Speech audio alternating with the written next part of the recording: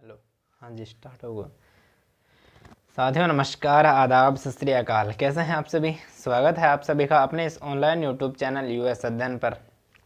मैं उमेश शर्मा स्वागत करता हूं आप सभी का यूएस अध्ययन जो कि अपना चैनल है उस पर। साथियों माफ़ कीजिएगा। साथियों शुरू करते हैं आज का अपना सेशन। आज का अपना सेशन है जो कि समास पे है, जो कि हमारा टॉपिक चल रहा है। समास में हमने बात कर ली है, केवल समास की बात कर ली है, अव्ययभाव समास की है जो कि बात कर ली है, द्विगु समास की हमने बात कर ली है, द्वंद्व की है जो कि हमने बात कर ली है।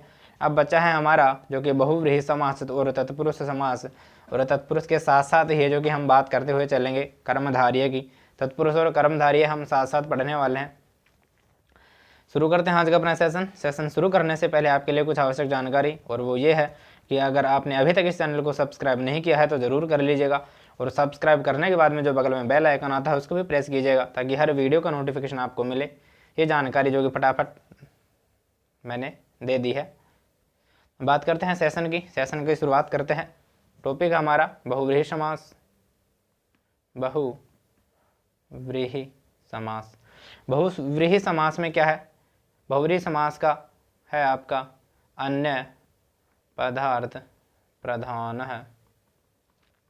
बहुव्रीहि अर्थात जहाँ पे न पूर्व पद प्रधान है न उत्तर पद प्रधान है, दोनों ही पद प्रधान न होकर के किसी अन्य पद का ही है जो कि अर्थ वहाँ पे देखने को मिलता है, वो हमारा बहुव्रीहि समास है जो कि हो जाता है। अर्थात न पूर्व पद प्रधान है जायते, न उत्तर पद प्रधान है जायते, न द्वंद्व है अर्थात न उभय पदार्थ प्रधान है जायते, अन्य पदार्थ प्रधान है यत्र भवति तत्र बहुव्रीहि समास है जायते। जहाँ पे अन्य पद प्रधान होगा वो आपका बहुव्रीहि समास हो जाएगा।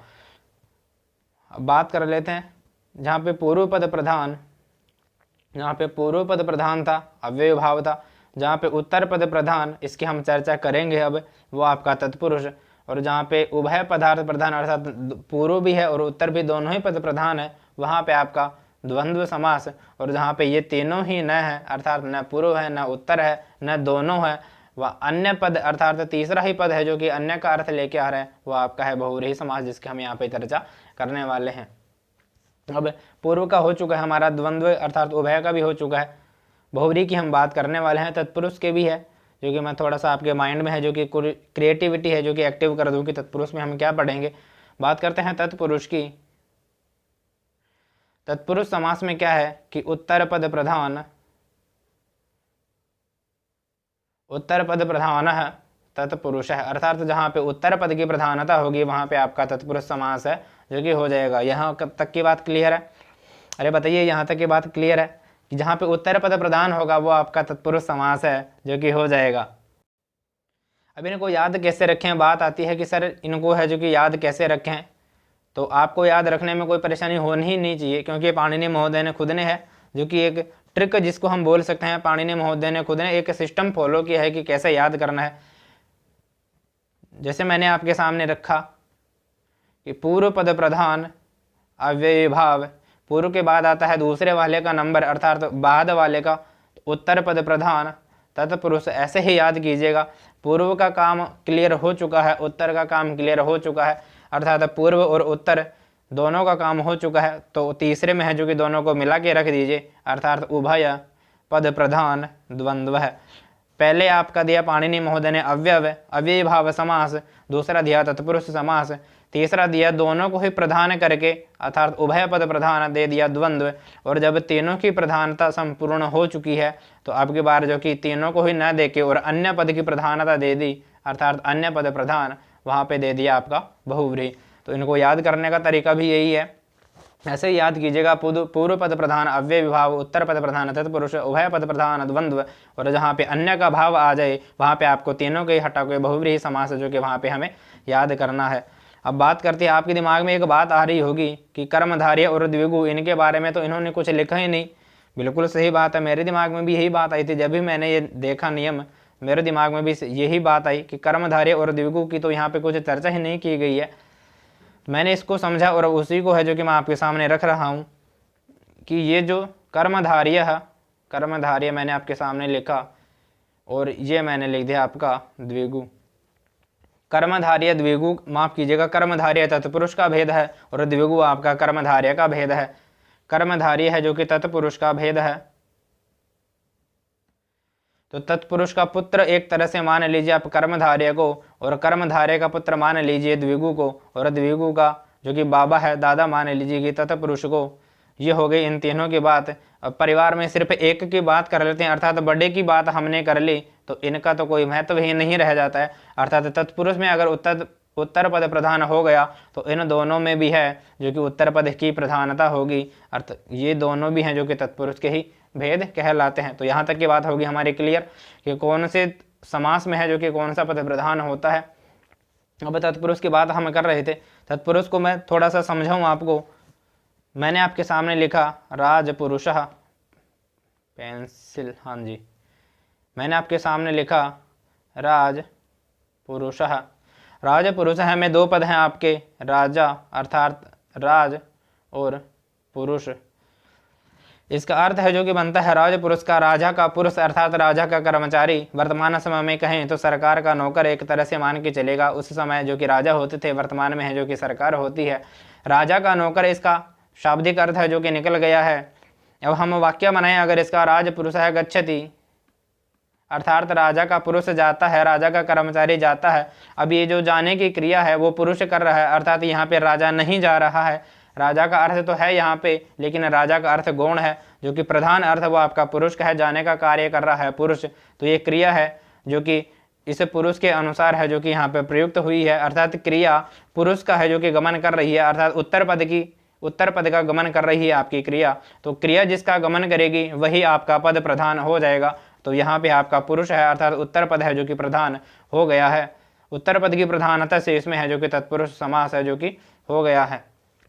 आप समाज पे न लेके इस बात को है जो कि समाज पे भी आप देखेंगे, समाज में इसी बात को लागू करके, तो वहाँ पे भी आपको एक तरह से समास का ही देखने को मिलेगा। जैसे वर्तमान में समय में है जो कि मोदी की जय जयकार के नारे लगते हैं, मोदी जिंदाबाद, मोदी जिंदाबाद। जैसे ही सर्जिकल स्ट्राइक हुई थी उस समय भी मोदी जिंदाबाद के नारे हैं जो कि लग चुके थे। तो वहाँ पे भी है जो कि नारे लगाने वाले थे वो आपके सब क्रियापद थी, अर्थात जो पीछे पीछे आ रहे थे क्रिया कर रहे थे वो आपके क्रियापद हो चुकी थी, वो आपकी क्रियापद थी। और जिसके नारे लग रहे थे अर्थात जो प्रधान है, जैसे कि यहाँ पे हो गया आपके पीएम, ये प्रधान हो गए। तो इन इस प्रधान में है, इस उत्तर पद की है, उस प्रधान की है, मोदी है जो कि वहाँ पे प्रधान है।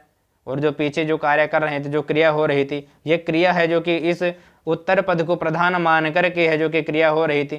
तो वहाँ पे आपका होता है तत्पुरुष समास। एक एग्जाम्पल और दूसरा मैं आपके सामने रखता हूँ, गंगा जलम।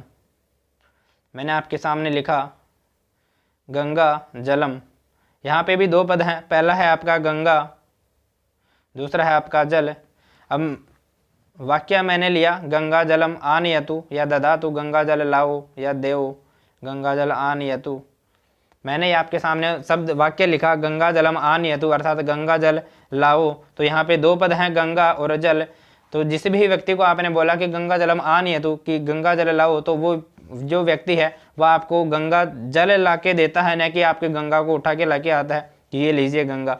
वो व्यक्ति है जो कि जल लेके आता है, अर्थात यहाँ पे जल की है जो कि प्रधानता है। गंगा का अर्थ तो है लेकिन गंगा का अर्थ गौण है और जल का अर्थ है जो कि प्रधान है। इसलिए ये जो क्रिया है वह आपका इस जल का है जो कि अनुगमन करेगी, और क्रिया जिस पद का अनुगमन करती है वही आपका है जो कि प्रधान होता है। तो यहाँ पे उत्तर पद है जो कि प्रधान है, अर्थात जल है जो कि यहाँ पे प्रधान है। तो यहाँ पे है जो कि आपका तत्पुरुष समास है जो कि देखने को मिलेगा। गंगा जल अर्थ गंगा जलम अर्थात गंगा का जल, ये हो गया आपका तत्पुरुष समास। इसी के बारे में एक एग्जाम्पल और मैं देता हूँ आपको, हिमालय। मैंने आपके सामने लिखा हिमालय है, हिमालय है। यहाँ पे भी दो अर्थ हैं आपके, दो पद हैं, हिम और आलय, अर्थात हिम का घर। तो इसमें भी है जो कि आपका तत्पुरुष समास है जो कि हो जाएगा हिमस्य आलयः, हिमस्य आलयः, यह इसका है जो कि सामासिक विग्रह हो जाएगा। हिमस्य आलयः अर्थात हिमालय का घर, वो है आपका हिमालय है। यह तत्पुरुष की बात हमने कर ली है। हम चलते हैं हमारे जो कि बहुव्रीहि समास की हम बात करने वाले थे, तत्पुरुष समास के बारे में, जो कि मैंने आपके माइंड में है जो कि कुछ क्रिएटिविटी उत्पन्न कर दी है कि हम पढ़ेंगे क्या तत्पुरुष समास में। वो जो कि मैंने आपके माइंड में है जो कि उसको क्लियर किया है। बात करते हैं, आप लौट के चलते हैं हमारी बात पे, जो कि हम बहुव्रीहि समास है वहाँ पे पढ़ रहे थे। बहुव्रीहि समास, ये मैंने आपके सामने टॉपिक लिखा हमारा बहुव्रीहि समास। बहुव्रीहि समास में हम क्या पढ़ेंगे? बहुव्रीहि समास का निकल के आता है कि अन्य पद प्रधान, अन्य पदार्थ प्रधान बहुव्रीहि, अर्थात अन्य पदार्थ है आपका पद का अर्थ, अन्य पद का अर्थ जहाँ पे प्रधान होगा वहीं आपका बहुव्रीहि समास है जो कि हो जाएगा। अन्य पद का प्रधान होना, वहाँ पे आपका बहुव्रीहि समास का होना। जैसे मैंने आपके सामने एक एग्जाम्पल लिखा, ये मैंने आपके सामने लिखा दशानन, दशानन है, अर्थात इसका सामासिक विग्रह होगा, इसका दश है, दश आननानि यस्य सह, अर्थात 10 है मुख जिसके वह है दशानन है। तो दशानन का अर्थ निकल के आता है रावण। हम सभी जानते हैं कि दशानन है जो कि रावण को कहा जाता है। अब इस दश का अर्थ है 10 और आनन का अर्थ है मुख, और ये जो रावण है, इस न तो दश का अर्थ है रावण न आनन का अर्थ है रावण, अर्थात इन दश और आनन दोनों का ही अर्थ है जो कि यहाँ पे नहीं लिया जा रहा है। इस दशानन का अर्थ है जो कि हम रावण से हैं जो कि ले रहे हैं, अर्थात न तो दश का अर्थ है रावण न आनन का अर्थ है रावण।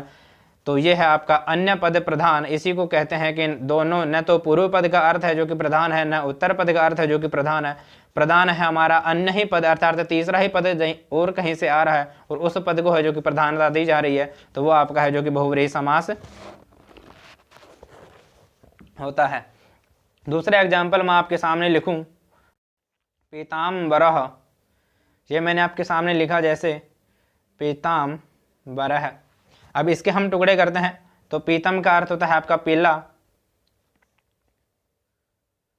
पीतम अंबरम यस्य सह, पीतम अंबरम यस्य सह, अर्थात पीला है वस्त्र जिसका वह है, तो वह है आपका कृष्ण। पीताम्बर कहते हैं हम कृष्ण को, अर्थात पीले वस्त्रों वाला वो कौन है? वो है आपका कृष्ण या विष्णु। तो यहाँ पे पीतम का अर्थ होता है आपका पीला और अंबर का अर्थ होता है आपका वस्त्र। पीला वस्त्र, अगर ये हम अर्थ निकालते हैं तो वो आपका कर्मधारय समास में है जो कि चला जाता है, लेकिन हम यहाँ पे अर्थ लेते हैं। समास की एक बात आप ध्यान रखिएगा कि समास को जो कि अर्थ के आधार पर पता लगाया जाता है कि कौन सा समास है। अब इसमें हम अर्थ लेते हैं, अगर पीला वस्त्र तो वो है पीला, इसका है जो कि विशेषण हो जाएगा, वस्त्र इसका विशेष्य हो जाएगा और वो आपके कर्मधारय समास में है जो कि चला जाएगा। अभी बात करेंगे हम उसके बारे में भी, लेकिन यहाँ पे हम अर्थ ले रहे हैं कि पीला वस्त्रों वाला वह है आपका कृष्ण, अर्थात पीताम्बर है का है, न तो पीत का अर्थ होता है कृष्ण न अंबर का अर्थ होता है कृष्ण, अर्थात इसका अन्य ही अर्थ है जो कि निकल के आ रहा है। तो ये है आपका बहुव्रीहि समास।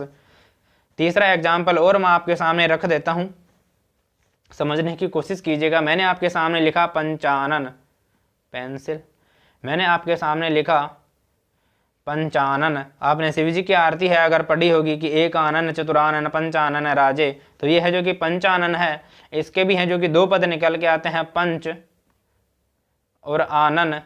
पंच का अर्थ होता है आपका 5, आनन का अर्थ होता है आपका मुख। दोनों का ही है जो कि अगर अर्थ लेते हैं हम पंचमुख तो ये आपका बहुव्रीहि समास नहीं होगा। और अगर हम इसका अर्थ लेते हैं कि पंच आननानि यस्य सह, 5 है मुख जिसके वह है, तो वह कौन है आपका? वह है आपका शिव। तो इसमें भी है जो कि न तो पंच का अर्थ है शिव न आनन का अर्थ है शिव, दोनों का ही अर्थात न पूर्व पद का अर्थ प्रधान है न है उत्तर पद का अर्थ प्रधान है।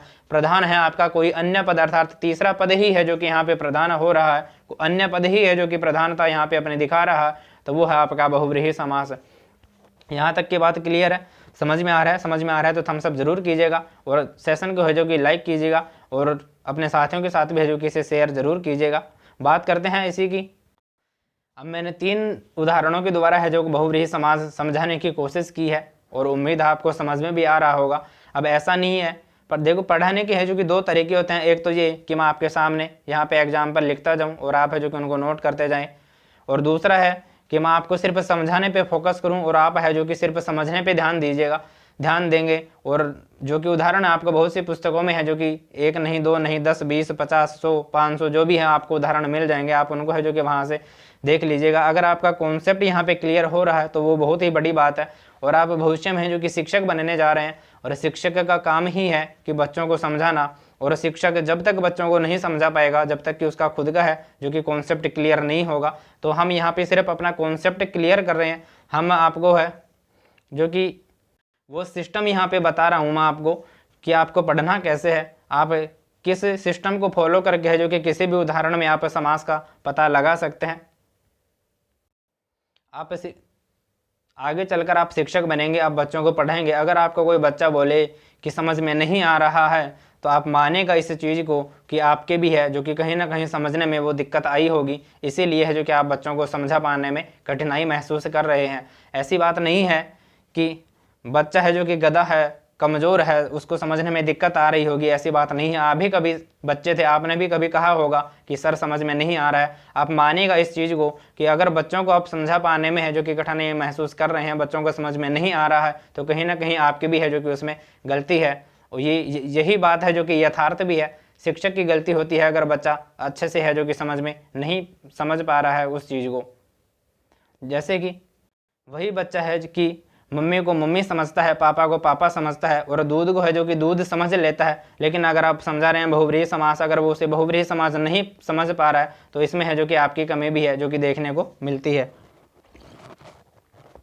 अगर वो बच्चा सारी चीज़ों को समझ रहा है लेकिन आपका बहुव्रीहि समास जो कि नहीं समझ पा रहा है, तो उसमें आपकी कमी जरूर है जो कि दिखाई दे रही है। तो इसलिए मैं आपको बार बार कह रहा हूँ कि आप उदाहरणों पर ध्यान न दीजिएगा। उदाहरण है जो कि आपको बहुत से मिल जाएंगे, यहाँ पे सिर्फ आप अपना जो कि कॉन्सेप्ट है वो क्लियर कीजिएगा। आप एक सिस्टम को फॉलो करते हुए पढ़िए, आपको सारे उदाहरण जो कि अपने आप समझ में आ जाएंगे।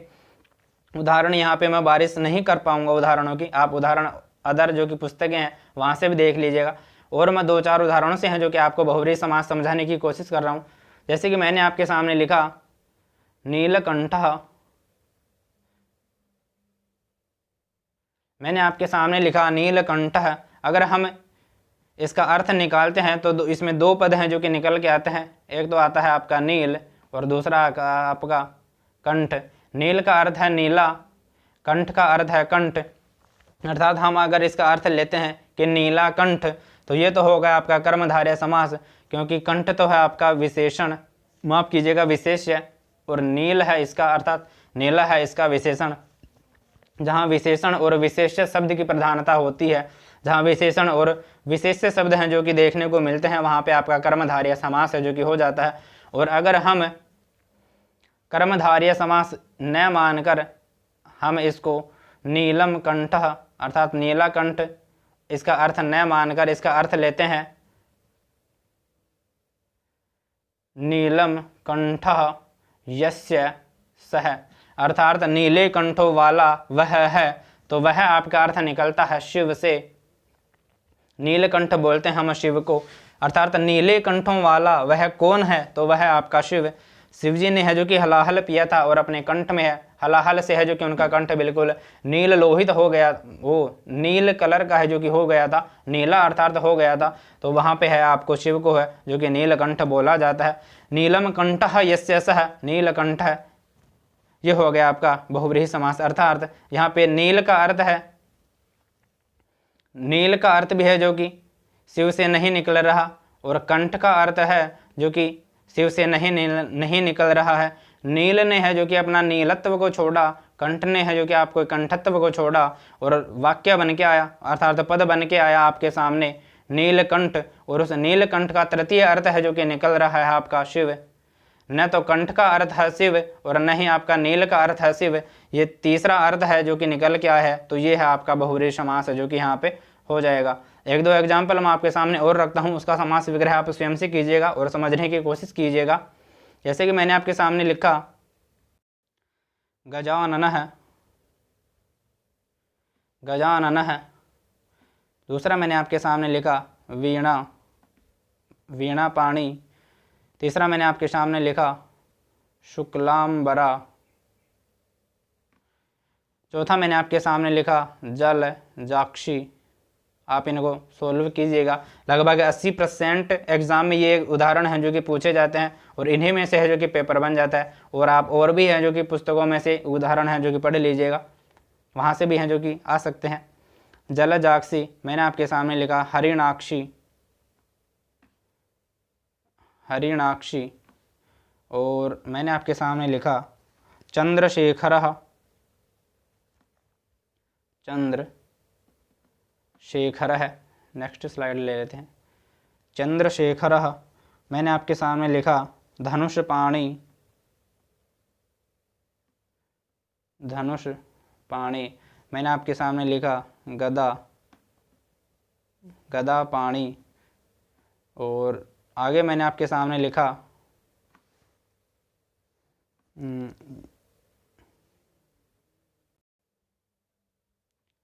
लंबोदरः। मैंने आपके सामने लिखा व्यूढ़ो रश्कः। ये एग्जाम्पल हैं जो कि अति महत्वपूर्ण है, मैंने आपके सामने इन्हें रखा है। आप इनको है जो कि पढ़िएगा, समझिएगा, अच्छे से निकालिएगा। बहुव्रीहि समास है जो कि आपका यहाँ पे क्लियर हो गया है। यहाँ तक की बात क्लियर है? अरे बताइए, यहाँ तक की बात क्लियर है? अगर समझ में आ रहा है तो लाइक ज़रूर कीजिएगा और सेशन को है जो कि शेयर ज़रूर कर दीजिएगा अपने साथियों के साथ। आप है जो कि इसको शेयर करने में बहुत ही कंजूसी करते हैं यार। एक काम कीजिए, 2 मिनट का पॉज दीजिए, 2 सेकंड का, कुछ फ्रैक्शन ऑफ सेकंड लगती हैं। वीडियो के नीचे शेयर का ऑप्शन आ रहा है, वहाँ पे जाइएगा। जिस भी प्लेटफॉर्म पे आप जुड़ रहे हैं, व्हाट्सअप है, मैसेंजर है, टेलीग्राम है और कुछ भी है, जिस भी प्लेटफॉर्म पर आप जुड़े हुए हैं तो इसको ज़रूर वहाँ पर शेयर कर दीजिएगा। बात करते हैं आगे बहुव्रीहि समास है जो कि यहाँ तक हो चुका है। आगे हम बात करते हैं बहुव्रीहि समास के बारे में है जो कि एक बात और आप याद रखिएगा। 2 से 3 एग्जाम्पल ऐसे हैं जो आपको विशेषकर ध्यान रखें। मैंने आपके सामने लिखा द्वित्रः, पंचशः, त्रिचतुरः। इसके लिए पाणिनि महोदय ने है जो कि अलग से सूत्र बनाया है, लेकिन आप सूत्र की गहराई में न जाकर उसमें यही बात निकल के आती है कि द्वित्रः अर्थात 2 या 3, 2 या 3, पंचशः 5 या 6, 5 या 6, त्रिचतुरः 3 या 4। अर्थात ये पद जहाँ पे भी आपको देखने को मिले, आप वहाँ पे बहुव्रीहि समास है जो कि टिक लगाइएगा। अब क्यों लगाइएगा? अर्थात जहाँ पे संख्याओं की है जो कि निश्चित मात्रा न हो तो वहाँ पे आपका बहुव्रीहि समास है जो कि हो जाएगा। जब आप इसको देखेंगे कि द्वित्रः अर्थात 2 या 3, न 2 की निश्चितता है न 3 की निश्चितता है, न आपको पता है कि 2 होगा न 3 होगा, दोनों में से कुछ भी हो सकता है, तो वहाँ पे है जो कि बहुव्रीहि समास हो जाएगा। पंचशः कि 5 या 6, या तो 5 होगा या 6 होगा, कन्फर्म नहीं है कि क्या है, तो यहाँ पे भी है जो कि आपका बहुव्रीहि समास है जो कि हो जाएगा। अर्थात संख्या की है जो कि निश्चितता नहीं हो कि कितनी है, तो वहाँ पे है जो कि आपका बहुव्रीहि समास है जो कि हो जाएगा। और इसके साथ साथ एक खास बात और आप याद रखिएगा, मैंने आपके सामने लिखा द्वादश और मैंने आपके सामने लिखा त्रयोदश। ये पद ऐसे हैं कि आप इसको देखें कि पूर्व में तो इसकी संख्यावाची है, लेकिन यहाँ पे द्विगु समास नहीं होगा। और वो क्यों नहीं होगा कि द्वादश का है जो कि हम टुकड़े करेंगे अर्थात विग्रह करेंगे तो वो निकल के आएगा आपका द्वौ च दश च। अर्थात यहाँ पे दोनों पदों की है जो कि प्रधानता होती है।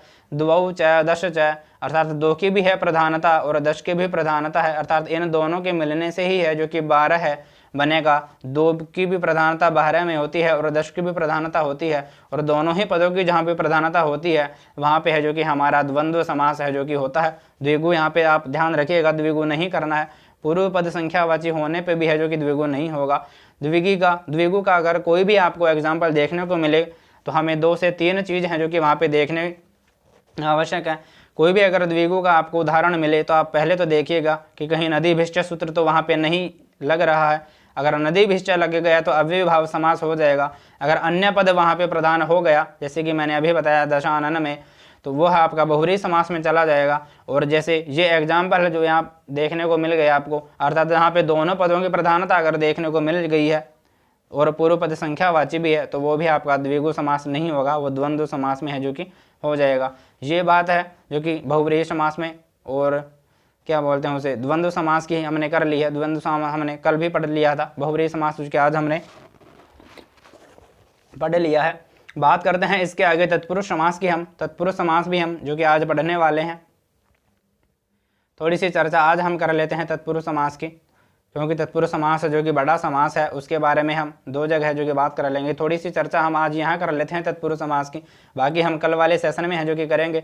तत्पुरुष समास की हम चर्चा कर रहे हैं कि जहाँ पे उत्तर पद प्रधान होगा वहाँ पे आपका तत्पुरुष समास जो कि हो जाएगा, अर्थात पूर्व पद की प्रधानता न होकर के उत्तर पद की प्रधानता जहाँ पे होगी वहाँ पे है जो कि तत्पुरुष समास हो जाएगा। मैंने आपके सामने एग्जाम्पल भी लिखा था कि गंगा जलम आनयतु, अर्थात गंगा जल लाओ, तो यहाँ पे गंगा की भी प्रधानता है लेकिन गौण है, लेकिन जल है, अर्थात किसी से भी हम गंगा जल मंगाते हैं तो वो न कि गंगा को आपके सामने खड़ा करके नहीं लाता है कि ये लीजिए गंगा, वो लाता है आपका जल, और जल की विशेषता है कि वो गंगा का है। तो वहाँ पे है जो कि जल की प्रधानता है, जल की प्रधानता के अनुसार है जो कि वहाँ पे तत्पुरुष समास हो जाएगा। तत्पुरुष समास के भेद 2 होते हैं, उनकी भी हम चर्चा करने वाले हैं। तत्पुरुष समास कितने प्रकार का होता है, तो वो होता है आपका 2, और वो 2 कौन कौन से हैं? पहला है आपका समानाधिकरण, समानाधिकरण तत्पुरुष, और दूसरा है आपका व्यधिकरण, व्यधिकरण तत्पुरुष।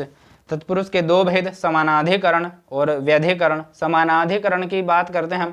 समानाधिकरण की बात है कि जो 2 पद होते हैं समास में, एक पद का समास होता नहीं है, 2 पद, 3 पद, 4 पद, 5 पद हैं जो कि होते हैं। जो समास में दोनों पद होते हैं उनमें दोनों में समान विभक्ति है जो कि लगती है, तो वो आपका समानाधिकरण तत्पुरुष है जो कि हो जाता है। जैसे मैं आपके सामने लिखूं कृष्ण सर्पः, कृष्ण सर्प है अर्थात काला सांप, तो कृष्ण भी है जो कि प्रथमा का है, कृष्ण भी है जो कि प्रथमा का है, और सर्प भी है जो कि प्रथमा विभक्ति का है। तो प्रथमा के साथ प्रथमा का मिलन होता है, दोनों पद एक ही विभक्ति के हैं, दोनों पद मिलते हैं, तो वो आपका समानाधिकरण तत्पुरुष कहलाता है। समानाधिकरण तत्पुरुष ही है जो कि कर्मधारय का उपनाम है, अर्थात कर्मधारय समास का ही है जो कि उपनाम है आपका समानाधिकरण। तो मैंने आपको बताया था कि हम कर्मधारय और तत्पुरुष दोनों को है जो कि साथ साथ पढ़ेंगे। समानाधिकरण अर्थात कर्मधारय समास में है जो कि प्रथमा विभक्ति हमेशा यूज होगी, और व्यधिकरण तत्पुरुष की हम बात करते हैं तो उसमें तृतीया, चतुर्थी, पंचमी, षष्ठी, सप्तमी, ये सारी विभक्ति हैं जो कि व्यधिकरण तत्पुरुष में है जो कि देखने को मिलेंगी। व्यधिकरण तत्पुरुष का भी जैसे मैंने आपके सामने एग्जाम्पल लिखूं, मैंने आपके सामने लिखा ग्रामम, अर्थात ग्राम गतः, ग्राम गतः, तो यहाँ पे हम इसमें 2 पद हैं आपके, ग्राम और गतः, तो ग्रामम अर्थात गांव को जाता है, इसमें तो हो जाएगी आपकी ग्राम में हो जाएगी द्वितीया, और गतः में हो जाएगी आपकी प्रथमा। तो द्वितीय के साथ प्रथमा का मिलन होगा, अर्थात 2 अलग अलग विभक्ति हैं, तो वो आपकी हो जाएंगी व्यधिकरण तत्पुरुष में। हम कल पढ़ेंगे इन्हीं के बारे में कि समानाधिकरण तत्पुरुष में कौन कौन से हैं, व्यधिकरण तत्पुरुष में है जो कि सारी विभक्ति हैं। तत्पुरुष समास है जो कि बड़ा था, इसलिए हमने इसको 2 भागों में बांट दिया है। कल हम पढ़ेंगे इसके बारे में, थोड़ी बहुत चर्चा हमने आज कर ली है। मिलते हैं कल वाले सेशन में। नाम है अपना उमेश शर्मा, नाम है अपना उमेश शर्मा। यूट्यूब चैनल है हमारा यूएस अध्ययन के नाम से, और टेलीग्राम ग्रुप है अपना यूएस अध्ययन के नाम से। आपको ये PDF हमारे इसी ग्रुप में है जो कि मिल जाएंगे, टेलीग्राम पर जाके सर्च कीजिएगा यूएस अध्ययन, ज्वाइन कीजिएगा। इससे पहले की PDF भी है जो कि वहाँ पे आपको उपलब्ध हो जाएंगी सारी, और जैसे ही हमारा समास पूरा टॉपिक हो जाएगा, समास के हैं जो कि PDF आपको मिल जाएंगी, और एग्जाम्पल भी हैं जो कि आपको बहुत से मिल जाएंगे, उनको आप सोल्व कीजिएगा, अच्छे से समझ लीजिएगा। कॉन्सेप्ट हमारा यहाँ पे क्लियर हो ही रहा है। मिलते हैं नेक्स्ट वीडियो में, तब तक के लिए शुक्रिया, बाय बाय।